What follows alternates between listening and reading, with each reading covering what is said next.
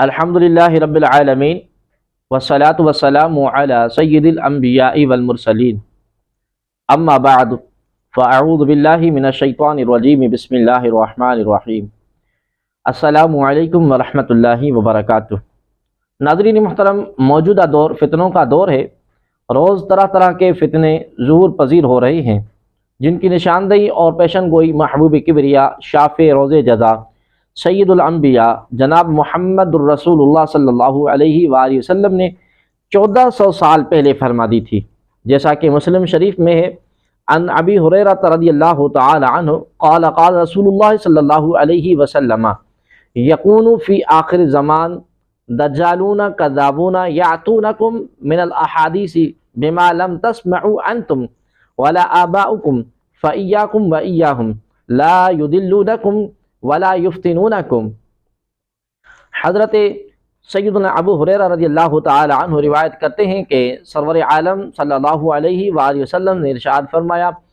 آخر زمانے میں کچھ ایسے دھوکے باز فریبی جھوٹے لوگ پیدا ہوں گے جو تمہارے پاس ایسی ایسی باتیں لائیں گے جن کو نہ کبھی تم نے سنا ہوگا اور نہ تمہارے باپ دادا نے، بس تم ایسے مکاروں اور دھوکے بازوں سے دور رہو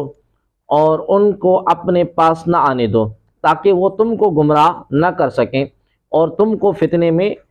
نہ ڈال سکیں۔ ناظرین محترم، اس پرفتن دور میں ہم دیکھ رہے ہیں کہ آئے دن سوشل میڈیا پر ایسے افراد کی تعداد بڑھتی جا رہی ہے جو لوگوں کو دین سکھانے کا دعویٰ کرتے ہیں، حالانکہ ان کا یہ دعویٰ محض دجل اور فریب ہوتا ہے۔ اس دعوے کی آڑ میں ایسی نئی نئی باتیں بیان کرتے ہیں جو نہ کبھی ہم نے سنی نہ ہمارے باپ دادا نے۔ موجودہ دور میں قوم کا نوجوان طبقہ جو کہ سوشل میڈیا سے جڑا ہوا ہے، اولاً تو ان میں اکثر کو دینی امور سے کوئی علاقہ نہیں، اور جو دین سے کچھ شغف رکھتے ہیں، عقائد اور مسائل سیکھنا چاہتے ہیں، تو وہ اس امر کے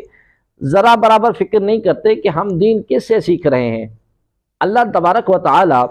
جل جلالہ قرآن کریم میں ارشاد فرماتا ہے فَاسْأَلُوا أَهْلَ الذِّكْرِ إِن كُنتُمْ لَا تَعْلَمُونَ، یعنی تو اے لوگو علم والوں سے پوچھو اگر تمہیں علم نہیں۔ آیت مذکورہ کا عموم اس امر کی جانب دلالت کر رہا ہے کہ جس مسئلے کا علم نہ ہو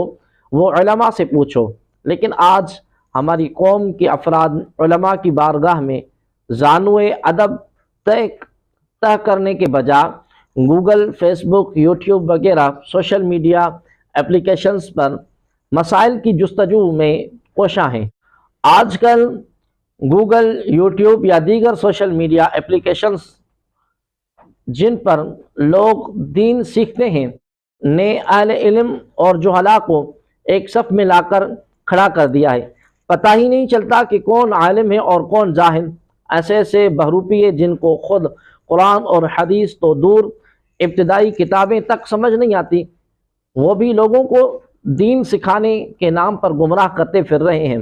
کسی شاعر نے کہا ہے، آج جاہل بھی ہیں عالم کا لبادہ اوڑھے، ایسے ملاؤں سے ایمان بچائے رکھنا۔ اللہ تبارک و تعالی جل جلالہ ارشاد فرماتا ہے هل يستوي الذين يعلمون والذين لا يعلمون، کیا علم والا اور بے علم برابر ہیں؟ آیت کریمہ سے معلوم ہوا کہ عالم اور غیر عالم برابر نہیں، اور عالم کو غیر عالم پر فضیلت حاصل ہے، لیکن مقام افسوس ہے کہ آج لوگ صرف آسانیاں تلاش کرنے کے لیے علماء پر، یوٹیوبرز اور بلاگرز کو فوقیت دیتے ہیں، ان جہلاء پر اعتماد کرتے ہیں۔ علماء کو چھوڑ کر سوشل میڈیا پر دین سیکھنے کے بہت سے نقصانات ہیں، چند ہم یہاں پر عرض کرتے ہیں۔ نمبر 1، علماء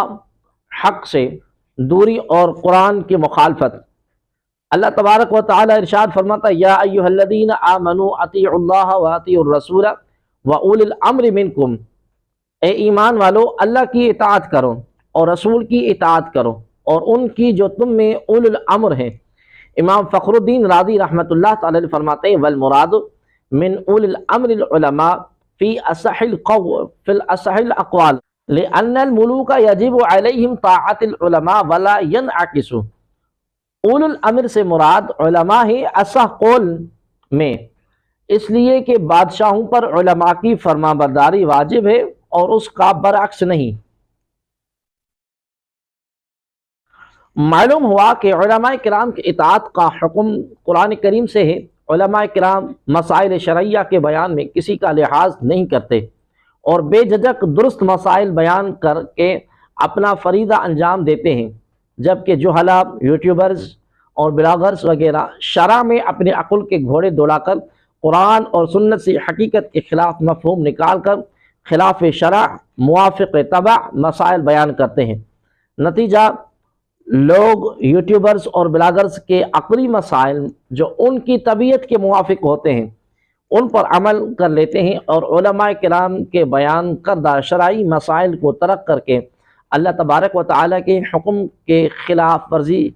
کر کے غضب الہی کو مول لیتے ہیں۔ ناظرین محترم، اسلامی معاشرہ میں فی زمانہ سب سے تیزی بڑھنے والا فتنہ ارتداد ہے۔ اس فتنے کے پنپنے کی وجہ گوگل اور یوٹیوب سے دین سیکھنا بھی ہے۔ ان سوشل میڈیا پلیٹ فارمز کے ذریعے قرآن اور حدیث کے ذریعے مفاہیم کو سمجھ کر لوگ دین اسلام کے متعلق غلط نظریات قائم کر لیتے ہیں اور آہستہ آہستہ وہ نظریات ان کے ذہن میں فروغ پاتے ہیں، حتیٰ کہ وہ نظریات انہیں ارتداد کے دہانے تک پہنچا دیتے ہیں۔ حضرت سیدنا ابو بکر صدیق رضی اللہ تعالی عنہ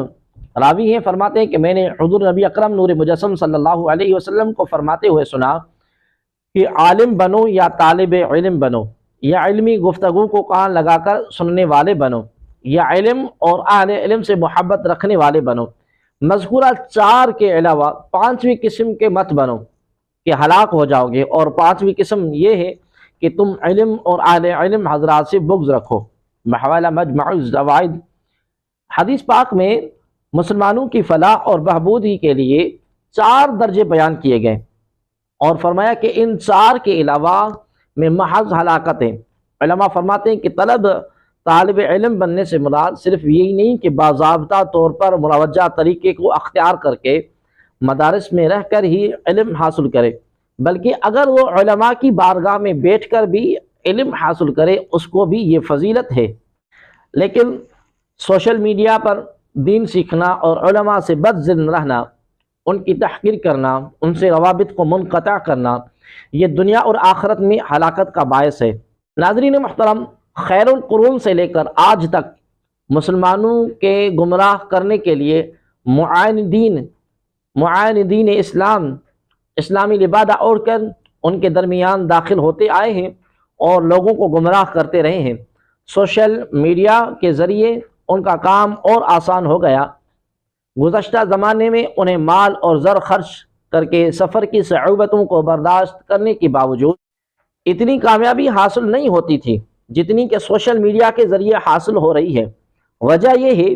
کہ گزشتہ زمانے میں معاندین گھر گھر جا کر لوگوں کو گمراہ کرتے تھے، لیکن آج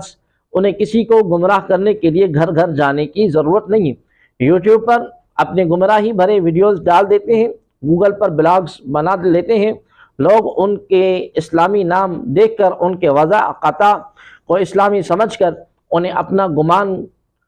کر کے ان کی اتباع کرنے لگ جاتے ہیں۔ نتیجہ وہ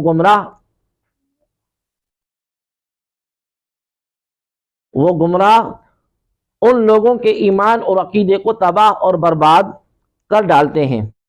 علاوہ ازیں یوٹیوب، گوگل وغیرہ سوشل میڈیا اپلیکیشنز کے کثیر نقصانات ہیں جن کو یہاں عرض کرنا ممکن نہیں۔ سوشل میڈیا اپلیکیشنز سے اسی وقت فائدہ اٹھایا جا سکتا ہے جبکہ دین علماء کی بارگاہ میں زانو ادب طے کر کے حاصل کر چکے ہوں۔ ان کے فوائد کا حصول اسی وقت ممکن ہے جبکہ زیور علم سے آراستہ ہو چکے ہوں، ورنہ کوئی طارق جمیل کا چھوٹا ریچارج بنے گا تو کوئی وسیم تیاگی تو کوئی سمیر مرتد۔ اللہ تبارک و تعالی ہمیں صحیح معنوں میں علم دین حاصل کرنے اس پر عمل کرنے اور تادم حیات مسلق اعلیٰ حضرت پر قائم رہنے کی توفیق عطا فرمائے، آمین بجاہ النبی الکریم الامین صلی اللہ علیہ وآلہ وسلم۔